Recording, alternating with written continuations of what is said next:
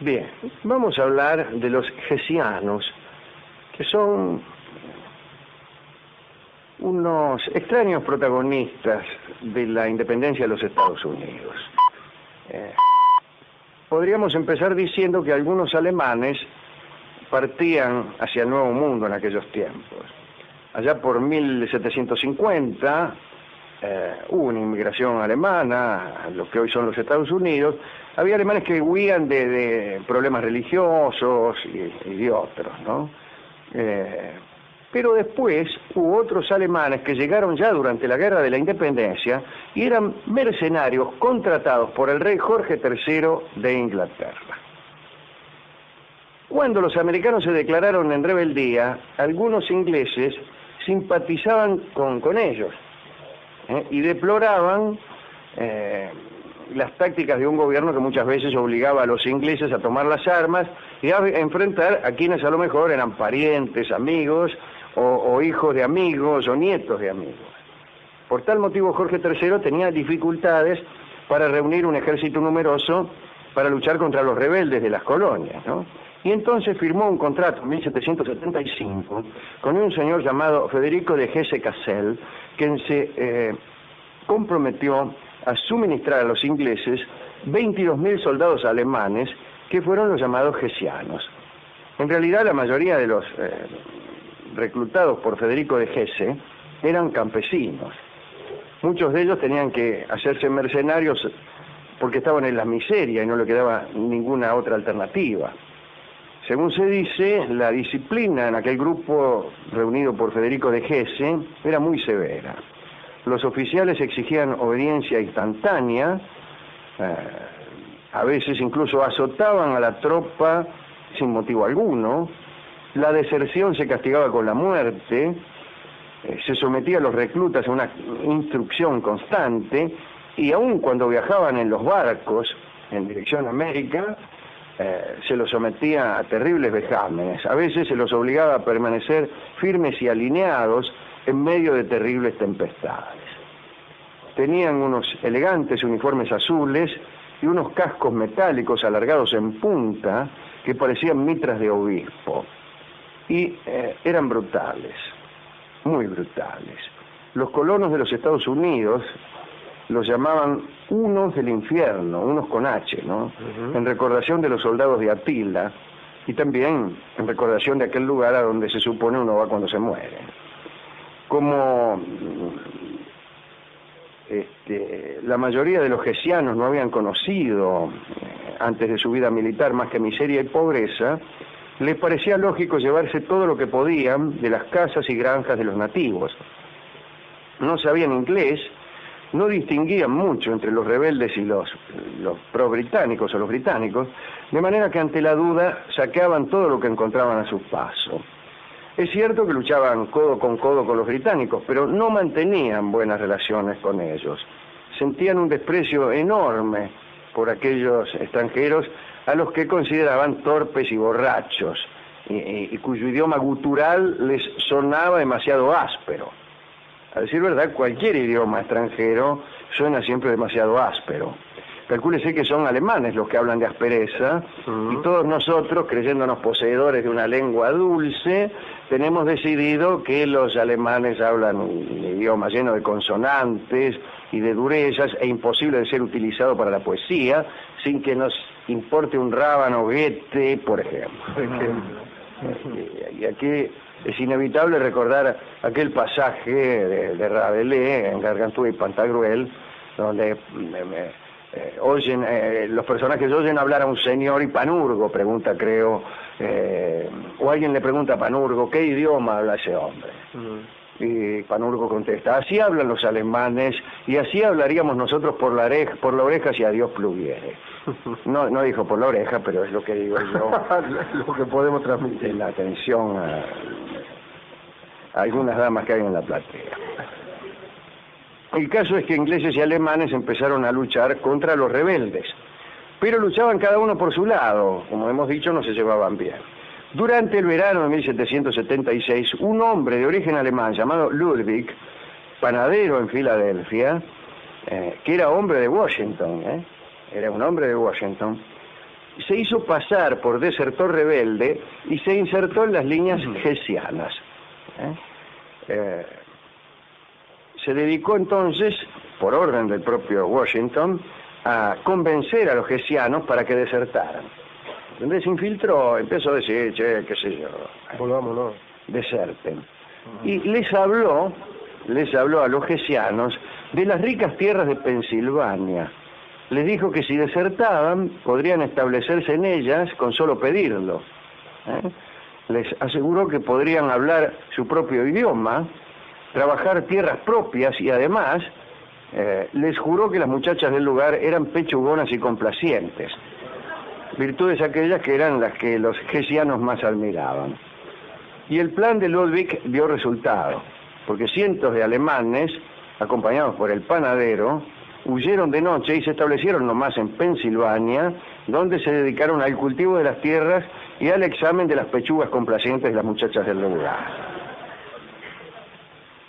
De todos modos, la pérdida de unos cuantos centenares de soldados no significó mucho, ya que el 12 de junio de 1776 llegó a New York el alemán Vincent von Kniphausen, conocido por sus compañeros como el hombre que untaba el pan de manteca con el pulgar. El capitán Kniphausen arribó a Norteamérica con 15.000 hessianos nuevos. Bueno, tanto poder parecía indicar que los días de Washington estaban contados, como efectivamente era, pero en otro sentido, ¿no? Washington sufrió, saben ustedes, una derrota aplastante en la fortaleza de Hudson. 2.000 norteamericanos cayeron en manos del capitán Kniphausen. Y así empezó la humillante retirada de Washington hacia el sur, a través de las llanuras de Jersey. Llegó a las riberas de Pensilvania con solo 3.000 hombres, la mayoría escuálidos y desfallecidos, sin zapatos ni capas, rotos sus pantalones. Venimos de Mendoza después de un terremoto, por eso es que traemos los pantalones rotos. Dice un verso que no tiene nada que ver con esta gesta. Pero este defecto de los pantalones del cantor mendocino y de los soldados de Washington me hizo recordar. El caso es que mientras Washington recuperaba sus harapientas tropas, otro militar hessiano, el coronel Rall, entrenaba a sus hombres en la entonces aldea de Trenton, que hoy es capital, ¿no? Rall era un individuo muy aficionado a la bebida, a la juerga, y también era amante de la música. Sacaba todos los días a los músicos de su ejército para que desfilaran por las calles de Trenton y sin saber una sola nota le pedía al director de la banda militar que le enseñara los movimientos característicos de la batuta para luego imitarlos frente a los instrumentistas. Hay mucha gente que cree que eso es dirigir, ¿no? Moverse con una batuta ante los músicos. Y efectivamente, eso es dirigir.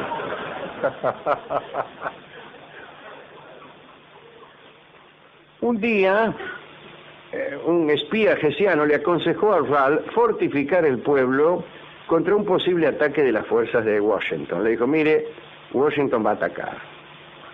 Pero el coronel Rall no lo escuchó. Washington, por su parte, sabía que para un buen hessiano la Navidad era una época de grandes orgías y pensó en atacar justo el día de Navidad a las tropas de Rall. Podía contar con que se encontraría con una guarnición borracha y desprevenida. Así que al final de la tarde del día de Navidad, o sea el 25 a la tarde, ¿no?, las tropas rebeldes empezaron a desplazarse río abajo, incluso con los pies envueltos en tela de bolsa arpillera para no hacer ruido, un patelana. Famoso. Y esperaron a que se hiciera de noche para atacar. Mientras tanto, los hessianos celebraban la Navidad con considerable despreocupación. Estaban reunidos alrededor de unos pinos vistosamente decorados, según era costumbre en Alemania. Y fueron esos los primeros árboles de Navidad que se vieron en Norteamérica, donde harían carrera como en ninguna otra parte del mundo. Porque creo que en ningún otro país existe esa afición casi supersticiosa por el árbol de Navidad. Bueno, el coronel Rall en aquellos festejos bebía sin parar aguardiente de manzanas y jugaba al chinchón en la casa del jefe del correo. Esa es la idea de una orgía que tenían los hesianos. Estar mamado jugando a las cartas una tarde. Por ahí en un momento apareció un campesino pro-británico, que parece que había visto a los rebeldes, y le llevó una nota advirtiendo el inminente ataque de Washington. Pero el coronel, que estaba escolaseando y mamado, se guardó la nota en el bolsillo y no la leyó nunca. La nota decía, guarda que viene Washington. Y el tipo se la guardó nomás y siguió jugando a la baraja. El caso es que los patriotas, me refiero a los partidarios de Washington, sorprendieron a los hessianos allá por las 7 de la mañana del 26 de diciembre. Rall, con una resaca que no le permitía ni pararse, intentó organizar a los soldados, todos mamados. Rall salió a la calle medio en calzoncillo, parece, e intentó en vano controlar a la tropa. Pero es muy difícil controlar a una tropa borracha, estando también uno borracho y encima en calzoncillos. Que la disciplina se resiente. Bueno, salieron todos rajando, uno para cada lado, ¿no? Algunos fueron derribados por las balas, el otro arrancó para el río. Los otros se la tomaron, como dice la milonga. La Navidad terminó en un desastre para los hessianos. Rall recibió 3 balazos mortales, dice la crónica, pero en realidad con que uno lo haya sido basta. Los mataron 3 veces. Un énfasis innecesario, como dice usted. Y recibió también el odio de todos los sobrevivientes cuando al revisar su cadáver encontraron en el bolsillo la nota que le habían dado mientras jugaba las cartas, la famosa nota, guarda que viene Washington. La victoria de Trenton sobre los alemanes renovó las esperanzas de los rebeldes que estaban, ya se ha dicho, muy desanimados. Entonces muchos jóvenes impulsados por aquella victoria se incorporaron a las filas de Washington. Bueno, quién sabe cuál hubiera sido el destino de Washington sin aquel triunfo, qué sé yo. Algún oyente podrá decir, no tiene sentido concebir lo que hubiese sido tal o cual vida sin este o aquel episodio. Usted a Suiza le saca las montañas, los caminos, los lagos y las casas, ¿y qué le queda? Los suizos nada más. Nada, no le queda nada. A Washington le saca a George Washington, le saca la victoria de Trenton, la conducción de las tropas americanas, su casamiento, su nombramiento como presidente de la nación, etc. ¿Y qué le queda? Sí, la pomada nomás. Uno cualquiera. Bueno, un año después, un ejército de 7.000 hombres bajó desde Canadá. 6.000 eran hessianos y estaban bajo el mando del barón Federico von Riedesel. El resto de los hombres estaban bajo el mando de un inglés, John Bargan, creo que se llamaba. La esposa del barón era la baronesa Federica, ¿no? Que claro, el barón se llamaba Federico y la baronesa Federica, como en el barrio. Claro, creo que el carnicero, la carnicera, el lavandinero, la lavandinera, y así. Y así. Bueno, Federica von Riedesel parece que fue probablemente una de las mujeres más notables de aquella guerra. Para estar junto a su marido, viajó desde Quebec a Ticonderoga, en canoa, y montada sobre un cañón, discúlpeme, ¿no?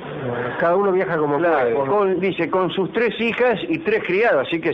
cañón largo, cañonazo. Cañonazo. El famoso cañón del Colorado. Claro, que daba para todo. No empujen, que hay lugar. En una oportunidad, para eludir una tormenta, una de esas tormentas que sacudía mucho a los cañones y a las canoas, ¿no? Pasaron la noche en una isla extrañamente deshabitada. Al día siguiente se enteraron de que ese carácter desértico tenía una razón, ya que era la isla de las serpientes cascabel. Un detalle interesante, el manjar preferido de la baronesa Federica von Riedesel era el oso. Cuando podía se hacía un guisito de oso. Bueno, la tropa de von Riedesel libró unas terribles batallas entre junio y octubre de 1777 y las perdió todas. Era el ejército de las 1000 derrotas. Perdieron sobre todo en Saratoga, Allí, de 500 oficiales hessianos, quedaron después de la batalla unos 20. Y esa fue la batalla que afirmó la independencia de los Estados Unidos.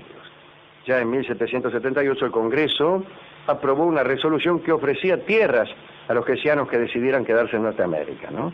Y así en 1782 se calculó que habían combatido en suelo norteamericano 29.867 hessianos. De ellos 7.500 murieron en las batallas y el resto echó raíces en América del Norte y formó cientos de importantes colonias.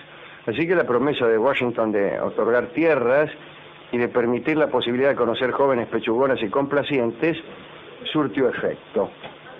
Y allí estarán los descendientes de aquellos soldados tan terribles, mezclados ya con la sangre de las pechugonas y de los advenedizos, sangre que nunca falta en una nación como la de los Estados Unidos. Bueno, ¿a quién dedicar esta recordación de esta tropa de alemanes no siempre recordada? Fíjese que casi 30.000 tipos combatiendo a favor de los ingleses en la guerra de la independencia norteamericana es un número muy considerable y sin embargo pocas veces se habla de la participación alemana en la independencia norteamericana. En realidad pocas veces se habla de la independencia norteamericana, así que ¿qué sentido tendría hablar de la participación alemana cuando no se habla ni siquiera de aquel lugar donde tuvo lugar esa participación? Bueno, de muchas cosas no se habla y alguien podría decir qué sentido tiene pasarse todo el rato hablando de la Revolución Americana. Bueno, es un debate completamente inútil y que se ha instalado aquí Rolón, así que yo le rogaría que usted tiene cada ocurrencia que nos alejan. Sí, perdóneme, fue sin querer. Del asunto. Bueno, ¿a quién quiere dedicar? Mire, entre medio de mercenarios y a generar algunas cuestiones con los ingleses, esta historia, la revolución, los únicos que me parecen dedicandos que me gustan son las pechugonas, complacientes, claro que sí, y los cantores mendocinos, en especial nuestro amigo Antonio Tormo, ya que hemos nombrado cantores, claro que sí, cuyanos, especialmente aquellos que tienen los pantalones rotos. Exactamente. Bueno, yo también quiero dedicar a los alemanes amigos que escuchan este programa, hijos de alemanes, nietos de alemanes, vecinos de alemanes, y a Jorge Alemán de la Embajada Argentina en España, que nos ayudó mucho, también. Ajá.